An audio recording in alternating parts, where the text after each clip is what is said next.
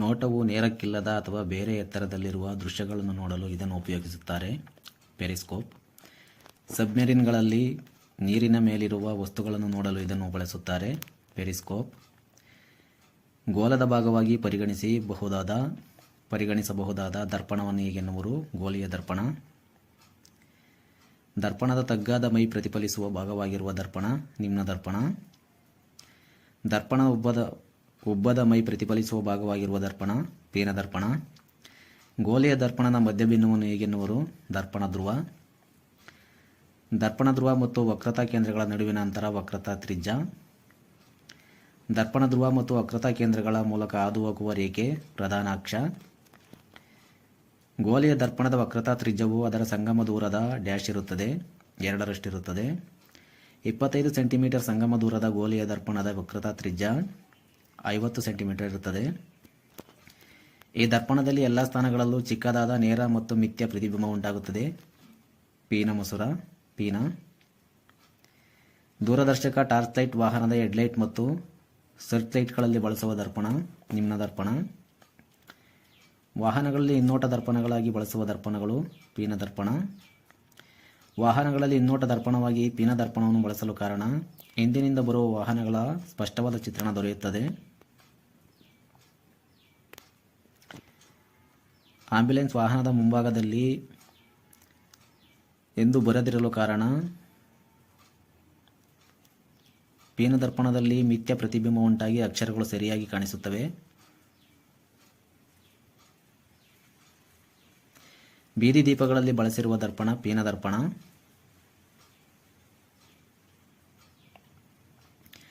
ಬೀದಿ ದೀಪಗಳಲ್ಲಿ ಪೀನ ದರ್ಪಣ ಬಳಸಲು ಕಾರಣ ಬೆಳಕನ್ನು ವಿಶಾಲ ಪ್ರದೇಶಕ್ಕೆ ಚದುರುವಂತೆ ಮಾಡಲು.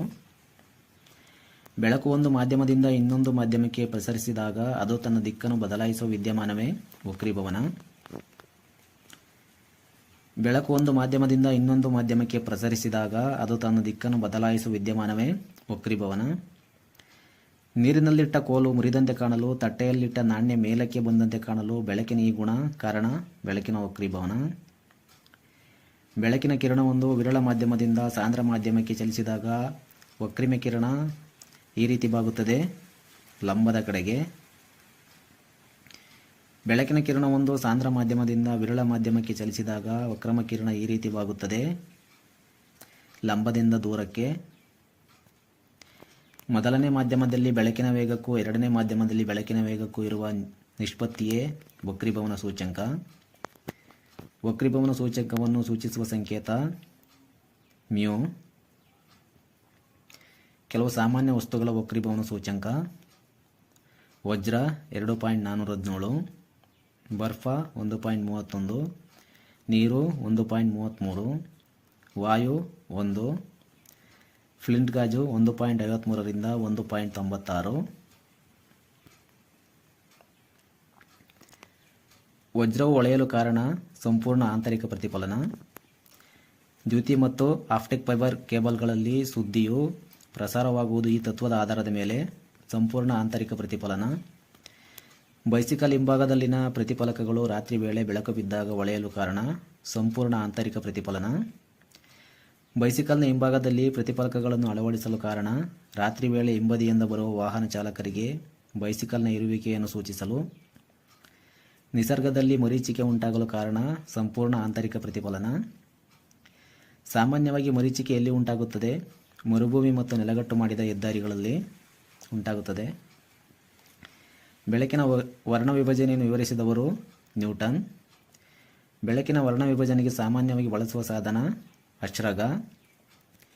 ಬಿಳಿಯ ಬೆಳಕನ್ನು ಆಶ್ರಗದ ಮೂಲಕ ಹಾಯಿಸಿದಾಗ ಅದು ತನ್ನ ಘಟಕ ಬಣ್ಣಗಳಾಗಿ ವಿಭಜನೆಯಾಗುವುದೇ ವರ್ಣ ವಿಭಜನೆ. ಬೆಳಕಿನ ವಿಭಜನೆಯ ಮೂಲಕ ಉತ್ಪತ್ತಿಯಾದ ಬಣ್ಣಗಳ ಕೋನೀಯ ಹರವಿಗೆ ಹೀಗೆನ್ನುವರು ಗೋಚರ ಬೆಳಕಿನ ರೋಹಿತೆ. ಗೋಚರ ಬೆಳಕಿನ ರೋಹಿತದಲ್ಲಿ ಹೆಚ್ಚು ಬಾಗುವ ಬಣ್ಣ ನೇರಳೆ ಬಣ್ಣ, ನೇರಳೆ ಬೆಳಕು. ಗೋಚರ ಬೆಳಕಿನ ರೋಹಿತದಲ್ಲಿ ಕಡಿಮೆ ಬಾಗುವ ಬಣ್ಣ ಕೆಂಪು ಬಣ್ಣ. ಗೋಚರ ಬೆಳಕಿನ ರೋಹಿತದಲ್ಲಿ ನೇರಳೆ ಬೆಳಕು ಹೆಚ್ಚು ಬಾಗಲು ಕಾರಣ ತರಂಗ ದೂರ ಕಡಿಮೆ ಇದ್ದು ಆವೃತ್ತಿ ಹೆಚ್ಚಾಗಿದೆ. ದುಂಡನೆಯ ನೀರಡನೆಗಳಲ್ಲಿ ಆಗುವ ಬೆಳಕಿನ ವಕ್ರೀಭವನ ಸಂಪೂರ್ಣವಾಗಿ ಆಂತರಿಕ ಪ್ರತಿಫಲನ ಮತ್ತು ಚದುರುವಿಕೆ ಒಟ್ಟಾರೆ ಪರಿಣಾಮ ಮಳೆಬಿಲ್ಲು.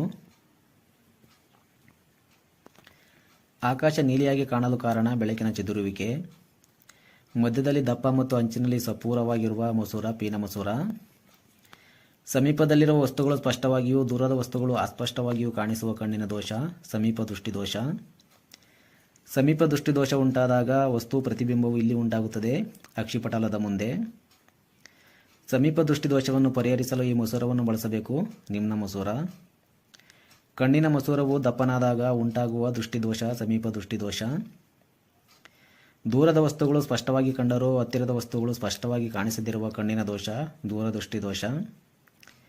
ಕಣ್ಣಿನ ಮಸೂರವು ತೆಳುವಾಗುವುದರಿಂದ ಉಂಟಾಗುವ ದೃಷ್ಟಿದೋಷ ದೂರದೃಷ್ಟಿ ದೋಷ. ದೂರದೃಷ್ಟಿ ದೋಷ ಇರುವವರಲ್ಲಿ ವಸ್ತುವಿನ ಪ್ರತಿಬಿಂಬವು ಇಲ್ಲಿ ಉಂಟಾಗುತ್ತದೆ, ಅಕ್ಷಿಪಟಲದ ಹಿಂಭಾಗದಲ್ಲಿ. ದೂರದೃಷ್ಟಿ ದೋಷ ನಿವಾರಣೆಗೆ ವಿಧದ ಮಸೂರ ಬಳಸಬೇಕು, ಪೀನ ಮಸೂರ. ಮನುಷ್ಯನ ಕಣ್ಣಿನ ಸ್ಪಷ್ಟ ದೃಷ್ಟಿಯ ಕನಿಷ್ಠ ದೂರ 25 ಸೆಂಟಿಮೀಟರ್. ಕ್ಯಾಮರಾದಲ್ಲಿ ಬಳಸುವ ಮಸೂರ ಪೀನ ಮಸೂರ. ಸೂಕ್ಷ್ಮದರ್ಶಕ ಮತ್ತು ದೂರದರ್ಶಕಗಳಲ್ಲಿ ಬಳಸುವ ಮಸೂರ ಪೀನ ಮಸೂರ. ಬೆಳಕಿನ ವೇಗದಲ್ಲಿ ವ್ಯತ್ಯಾಸವಾಗುವುದರಿಂದ ಇದು ಉಂಟಾಗುತ್ತದೆ, ವಕ್ರೀಭವನ. ನಿರ್ವಾತದಲ್ಲಿ ಬೆಳಕಿನ ವೇಗ ಮತ್ತು ಮಾಧ್ಯಮದಲ್ಲಿ ಬೆಳಕಿನ ವೇಗಗಳ ಪ್ರಮಾಣವೇ ವಕ್ರೀಭವನ ಸೂಚ್ಯಂಕ. ಪ್ರಕೃತಿಯಲ್ಲಿ ಉಂಟಾಗುವ ರೋಹಿತ ಕಾಮನಬಿಲ್ಲು.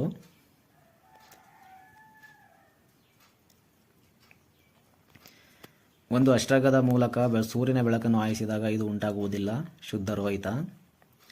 ಸೂರ್ಯನ ಬೆಳಕು ವಿವಿಧ ಬಣ್ಣಗಳಿಂದಾಗಿದೆ ಎಂಬುದನ್ನು ತೋರಿಸಿಕೊಟ್ಟವರು ನ್ಯೂಟನ್. ಸಂಕೀರ್ಣ ಬೆಳಕನ್ನು ಅದರ ಘಟಕ ಬಣ್ಣಗಳ ಬೆಳಕಾಗಿ ಬೇರ್ಪಡಿಸುವ ಕ್ರಿಯೆಯೇ ವಿಭಜನೆ. ಸಂಕೀರ್ಣ ಬೆಳಕನ್ನು ವಿಭಜಿಸಿ ಪಡೆದ ಬಣ್ಣಗಳ ಶ್ರೇಣಿಗೆ ರೋಹಿತ ಎನ್ನುವರು. ಒಂದು ಆಶ್ರಗದ ಪಕ್ಕದಲ್ಲಿ ಮತ್ತೊಂದು ಆಶ್ರಗವನ್ನು ಇಟ್ಟಾಗ ಅದರಿಂದ ಹೊರಬರುವ ಕಿರಣವು ಇದಾಗಿರುತ್ತದೆ, ಬಿಳಿಯ ಬೆಳಕು. ಆಶ್ರಗವು ಬಣ್ಣಗಳನ್ನು ಪ್ರತ್ಯೇಕಿಸುತ್ತದೆ. ಬಿಳಿಯ ಬೆಳಕಿನಿಂದ ಬೇರ್ಪಟ್ಟ ಕೆಂಪು ಬಣ್ಣದ ಬೆಳಕನ್ನು ಆಶ್ರಗದ ಮೂಲಕ ಹಾಯಿಸಿದಾಗ ಹೊರಬರುವ ಬೆಳಕು ಕೆಂಪಾಗಿರುತ್ತದೆ. ಬಿಳಿಯ ಬೆಳಕು ಬೇರೆ ಬೇರೆ ಬಣ್ಣಗಳಿಗೆ ಬೇರ್ಪಡಲು ಕಾರಣ ಮಾಧ್ಯಮದ ವಕ್ರೀಭವನ ಸೂಚ್ಯಂಕ ಬೇರೆ ಬೇರೆ ಬಣ್ಣಗಳಿಗೆ ಬೇರೆ ಬೇರೆಯಾಗಿರುವುದು. ಇದರಲ್ಲಿ ಬಿಳಿಯ ಬೆಳಕಿನ ಘಟಕ ಬಣ್ಣಗಳು ತಮ್ಮದೇ ಆದ ನಿರ್ದಿಷ್ಟ ಸ್ಥಾನದಲ್ಲಿರುತ್ತವೆ, ಪ್ರತ್ಯೇಕವಾಗಿರುತ್ತವೆ, ಶುದ್ಧ ರೋಹಿತ. ರೋಹಿತ ದರ್ಶಕದಲ್ಲಿ ಮಸೂರದ ಕಾರ್ಯ ಬಣ್ಣಗಳ ಅಧಿವ್ಯಾಪನೆ ಕಡಿಮೆ ಮಾಡಲು. ರೋಹಿತ ದರ್ಶಕದಲ್ಲಿ ಆಶ್ರಗದ ಎರಡ ಬದಿಗಳಲ್ಲಿ ಮಸೂರಗಳನ್ನಿಡಲು ಕಾರಣ ಬಣ್ಣಗಳ ಅಧಿವ್ಯಾಪನೆ ಕಡಿಮೆ ಮಾಡಲು. ರೋಹಿತ ದರ್ಶಕದಲ್ಲಿ ವರ್ಧನೆಗೊಂಡ ರೋಹಿತ ಬಿಂಬವನ್ನು ವೀಕ್ಷಿಸಲು ಬಳಸುವ ಸಾಧನ ದೂರದರ್ಶಕ. ಮೇಣದ ಜ್ವಾಲೆ ಇವುಗಳಿಂದ ಪಡೆದ ರೋಹಿತ ಅವಿಚ್ಛಿನ್ನಿ ರೋಹಿತ. ಅನಿಲಗಳು ಬಾಷ್ಪಗಳಿಂದ ಪಡೆದ ರೋಹಿತ ರೇಖಾನಿಷ್ಕರಣ ರೋಹಿತ.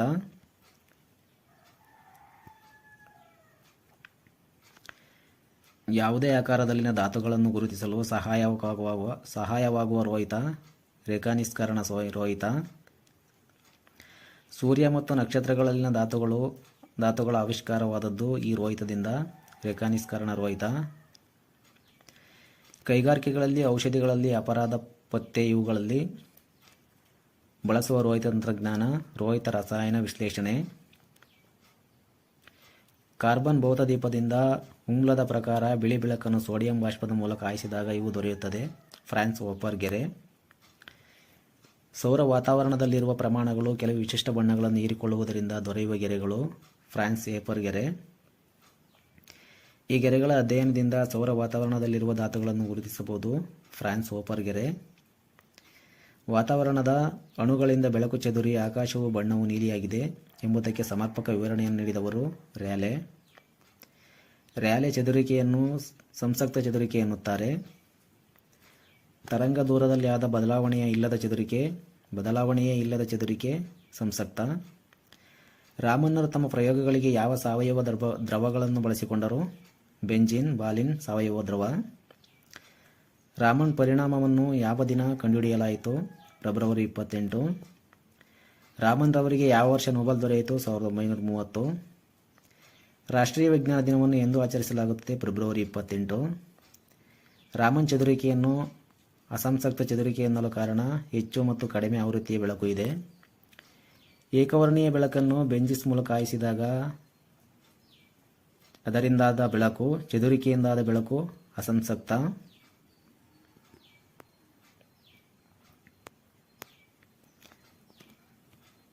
ಬಲಪ್ರಯೋಗ ಆದಾಗ ದ್ರವ್ಯ ಹೇಗೆ ವರ್ತಿಸುತ್ತದೆ ಎಂಬುದನ್ನು ಅಧ್ಯಯನ ಮಾಡುವ ಭೌತಶಾಸ್ತ್ರ ಶಾಖೆಯೇ ಯಂತ್ರವಿಜ್ಞಾನ, ಮೆಕ್ಯಾನಿಕ್ಸ್. ಚಲನೆಯನ್ನು ಅಥವಾ ಚಲನೆಯಲ್ಲಿ ಬದಲಾವಣೆಯನ್ನು ಉಂಟುಮಾಡುವ ಬಲಪ್ರಯೋಗ ಆದಾಗ ದ್ರವ್ಯ ಹೇಗೆ ವರ್ತಿಸುತ್ತದೆ ಎಂಬುದನ್ನು ಅಧ್ಯಯನ ಮಾಡುವ ಯಾಂತ್ರಿವಿಜ್ಞಾನ ಶಾಖೆಯೇ ಡೈನಾಮಿಕ್ಸ್, ಚಲನಶಾಸ್ತ್ರ. ಕೇವಲ ಚಲನೆಯ ಅಳತೆ ಮತ್ತು ನಿಖರ ವರ್ಣನೆಯನ್ನು ಅಧ್ಯಯನ ಮಾಡುವ ಯಂತ್ರ ವಿಜ್ಞಾನ ಶಾಖೆಯೇ ಗತಿವಿಜ್ಞಾನ, ಕೈನೆಮ್ಯಾಟಿಕ್ಸ್. ಚಲನೆಯನ್ನು ಉಂಟುಮಾಡಲು ಬಲಗಳ ಪ್ರಯೋಗವಾದಾಗ ದ್ರವ್ಯದ ವರ್ತನೆಯನ್ನು ಸಮತೋಲನದಲ್ಲಿ ಇರುವ ಬಲಗಳ ನಡುವಿನ ಸಂಬಂಧವನ್ನು ಅಧ್ಯಯನ ಮಾಡುವ ಯಂತ್ರವಿಜ್ಞಾನ ಶಾಖೆಯೇ ಸ್ಥಿತಿವಿಜ್ಞಾನ, ಸ್ಟ್ಯಾಟಿಕ್ಸ್. ಇನ್ನೊಂದು ಕಾಯದ ಸ್ಥಾನಕ್ಕೆ ಹೋಲಿಸಿದಾಗ ಒಂದು ಕಾಯದ ಸ್ಥಾನ ಕಾಲದೊಂದಿಗೆ ಬದಲಾಗುತ್ತಾ ಇರುವುದೇ ಚಲನೆ. ಒಂದು ಕಾಯದ ಚಲನೆಯನ್ನು ಅಭ್ಯಾಸ ಮಾಡಲು ಇದು ಅವಶ್ಯಕ. ಸ್ಥಿರವಾಗಿರುವ ಇನ್ನೊಂದು ಕಾಯ. ದಿಕ್ಕು ಮತ್ತು ಪರಿಮಾಣ ಎರಡನ್ನೂ ಹೊಂದಿರುವ ಪರಿಮಾಣಗಳೇ ಸದಿಶಗಳು. ಪರಿಮಾಣವನ್ನು ಮಾತ್ರ ಹೊಂದಿರುವ ಭೌತ ಪರಿಮಾಣಗಳೇ ಅದಿಶಗಳು. ಸದಿಶಗಳಿಗೆ ಉದಾಹರಣೆ ಸ್ಥಾನಪಲ್ಲಟ, ವೇಗೋತ್ಕರ್ಷ, ವೇಗ. ಅದಿಶಗಳಿಗೆ ಉದಾಹರಣೆ ಉದ್ದ, ಕಾಲ, ರಾಶಿ, ಗಾತ್ರ, ತೂಕ, ಬಲ. ಒಂದು ಸ್ಥಾನದಿಂದ ಮತ್ತೊಂದು ಸ್ಥಾನಕ್ಕೆ ಕಾಯ ಚಲಿಸಿದಾಗ ಅದು ಚಲಿಸಿದ ಪಥದ ಉದ್ದವೇ ಚಲಿಸಿದ ದೂರ. ಏಕಮಾನ ಕಾಲದಲ್ಲಿ ಒಂದು ಕಾಯವು ಚಲಿಸಿದ ದೂರವೇ ಅದರ ಜವ, ಸ್ಪೀಡ್. ಏಕಮಾನ ಕಾಲದಲ್ಲಿ ಆಗುವ ಕಾಯದ ಸ್ಥಾನಪಲ್ಲಟವೇ ವೇಗ. ಏಕಮಾನ ಕಾಲದಲ್ಲಿ ಆಗುವ ವೇಗ ಬದಲಾವಣೆಯ ದರವೇ ವೇಗೋತ್ಕರ್ಷ. ವೇಗೋತ್ಕರ್ಷದಲ್ಲಿ ಮೌಲ್ಯ ಋಣ ಚಿಹ್ನೆಯುತವಾಗಿದ್ದರೆ ಅದರ ಅರ್ಥ ವೇಗ ಕಡಿಮೆಯಾಗುತ್ತದೆ. ನಿಶ್ಚಲ ಸ್ಥಿತಿಯಲ್ಲಿರುವ ಕಾಯದ ವೇಗ 0. ವೇಗಾಪಕರ್ಷ ಎಂದರೆ ಋಣ ವೇಗೋತ್ಕರ್ಷ. ವೇಗೋತ್ಕರ್ಷದ ಮೌಲ್ಯ ಧನಚಿಹ್ನೆಯುತವಾಗಿದ್ದರೆ ಅದರ ಅರ್ಥ ವೇಗ ಹೆಚ್ಚುತ್ತದೆ.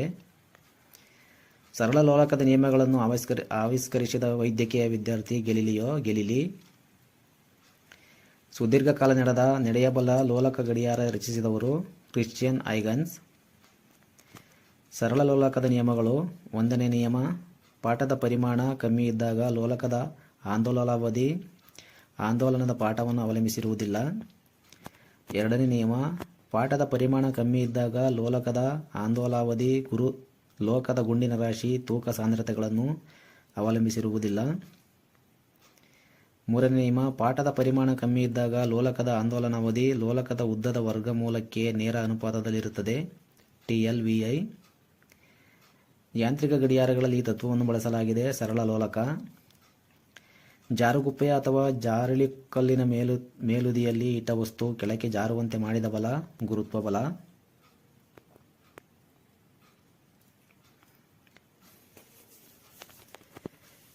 ಜಡತ್ವದ ಬಗ್ಗೆ ವಿವರಿಸಿದ ನ್ಯೂಟನ್ ಚಲನೆಯ ನಿಯಮ. 1ನೇ ನಿಯಮ, ಕಾಯಗಳು ತಾವು ಇರುವ ವಿಶ್ರಾಂತ ಅಥವಾ ಏಕರೀತಿಯ ಚಲನೆಯಲ್ಲಿ ಮುಂದುವರಿಯುವ ಪ್ರವೃತ್ತಿ ಜಡತ್ವ. ಬಸ್ಸು ದಿಢೀರನೆ ಮುಂದಕ್ಕೆ ಚಲಿಸಿದಾಗ ಬಸ್ಸಿನಲ್ಲಿರುವ ಪ್ರಯಾಣಿಕರು ಹಿಂದಕ್ಕೂ, ಚಲಿಸುತ್ತಿರುವ ಬಸ್ಸು ದಿಢೀರನೆ ನಿಂತಾಗ ಪ್ರಯಾಣಿಕರು ಮುಂದಕ್ಕೂ ವಾಲುತ್ತಾರೆ, ಕಾರಣ ಜಡತ್ವ. ಚಲಿಸುತ್ತಿರುವ ಬಸ್ಸಿನಿಂದ ದಾರಿ ಇಳಿದರೂ ಮುಂದಕ್ಕೆ ಮುಗ್ಗರಿಸಿ ಬೀಳುತ್ತೇವೆ, ಕಾರಣ ಜಡತ್ವ. F=ma ಸೂತ್ರವು ಯಾವುದಕ್ಕೆ ಸಂಬಂಧಿಸಿದ್ದು? ನ್ಯೂಟನ್ನ ಚಲನೆಯ 2ನೇ ನಿಯಮಕ್ಕೆ. 1 kg ರಾಶಿಯ ಮೇಲೆ ಭೂಮಿ ಪ್ರಯೋಗಿಸುವ ಸರಾಸರಿ ಬಲ 9.8 ನ್ಯೂಟನ್. ಒಂದು ಸಾಮಾನ್ಯ ಕಾರ್ನ ಇಂಜಿನ್ ಉತ್ಪಾದಿಸುವ ಕನಿಷ್ಠ ನೂಕು ಬಲ 4500 ನ್ಯೂಟನ್. ಬೋಯಿಂಗ್ 747 ವಿಮಾನದ ಎಂಜಿನ್ ಉತ್ಪಾದಿಸುವ ಕನಿಷ್ಠ ನೂಕು ಬಲ 10 ಲಕ್ಷ ನ್ಯೂಟನ್. ಕ್ರಿಕೆಟ್ ಬೌಲರ್ ಓಡಿ ಬಂದು ಬೋಲ್ ಮಾಡಿದ ಬಳಿಕವೂ ಕೊಂಚ ದೂರ ಓಡುತ್ತಾನೆ. ಇದರ ಕಾರಣವನ್ನು ವಿವರಿಸಿ. ನ್ಯೂಟನ್ನ ನಿಯಮ. 1ನೇ ನಿಯಮ, ಕ್ರಿಕೆಟ್ನಲ್ಲಿ ಬಳಸುವ ಟೆನ್ನಿಸ್ ಬಾಲ್ ಮತ್ತು ಲೆದರ್ ಬಾಲ್ಗಳಲ್ಲಿ ಯಾವ ಬಾಲ್ ತಡೆದಾಗ ಹೆಚ್ಚು ಶಕ್ತಿಯ ವ್ಯಯವಾಗುತ್ತದೆ? Leather ball.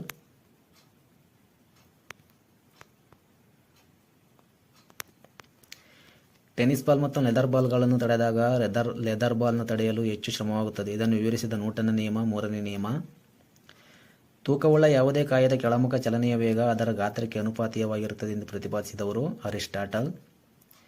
ಜೆಟ್ ವಿಮಾನ ಮತ್ತು ರಾಕೆಟ್ಗಳಲ್ಲಿ ನ್ಯೂಟನ್ನ ಈ ನಿಯಮವನ್ನು ಬಳಸಿಕೊಳ್ಳಲಾಗಿದೆ. 3ನೇ ನಿಯಮ, ತೂಕವುಳ್ಳ ಯಾವುದೇ ಕಾಯದ ಕೆಳಮುಖ ಚಲನೆಯ ವೇಗ ಅದರ ಗಾತ್ರಕ್ಕೆ ಅನುಪಾತೀಯವಾಗಿರುವುದಿಲ್ಲ ಎಂದು ತೋರಿಸಿಕೊಟ್ಟವರು ಗೆಲಿಲಿಯೋ.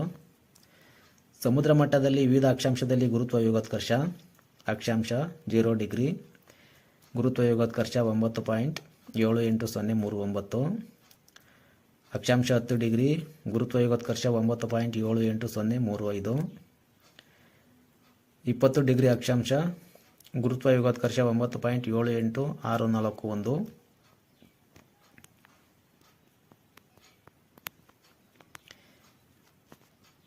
ಪ್ರಾಣಿಗಳ ಶಕ್ತಿಯ ಮೂಲ ಆಹಾರ. ತನ್ನ ಸ್ಥಾನದಿಂದ ಅಥವಾ ಆಕೃತಿ ವ್ಯತ್ಯಾಸದಿಂದ ವಸ್ತು ಪಡೆಯುವ ಶಕ್ತಿಯೇ ಪ್ರಚನ ಶಕ್ತಿ. ಒಂದು ವಸ್ತು ತನ್ನ ಚಲನೆಯಿಂದ ಪಡೆದ ಶಕ್ತಿ ಚಲನಶಕ್ತಿ. ಪ್ರಚನ ಶಕ್ತಿ ಮತ್ತು ಚಲನಶಕ್ತಿ ಈ ಶಕ್ತಿಯ ಎರಡು ವಿಧಗಳು. ಯಾಂತ್ರಿಕ ಶಕ್ತಿ. ಉಷ್ಣ ಶಕ್ತಿಯು ಈ ಶಕ್ತಿಯ ಒಂದು ರೂಪ, ಚಲನಶಕ್ತಿ.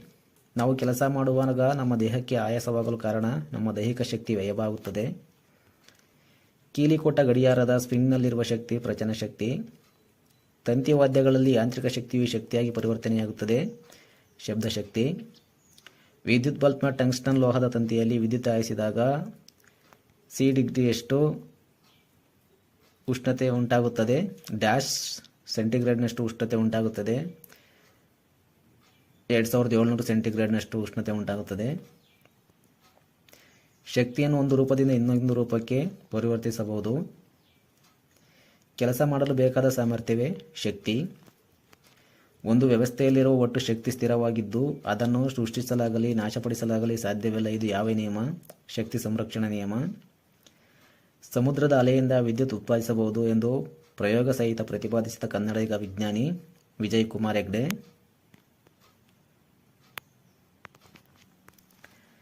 ವಸ್ತುಗಳಿಗೆ ಶಾಖ ಕೊಟ್ಟಾಗ ಅವು ಹಿಗ್ಗುತ್ತವೆ.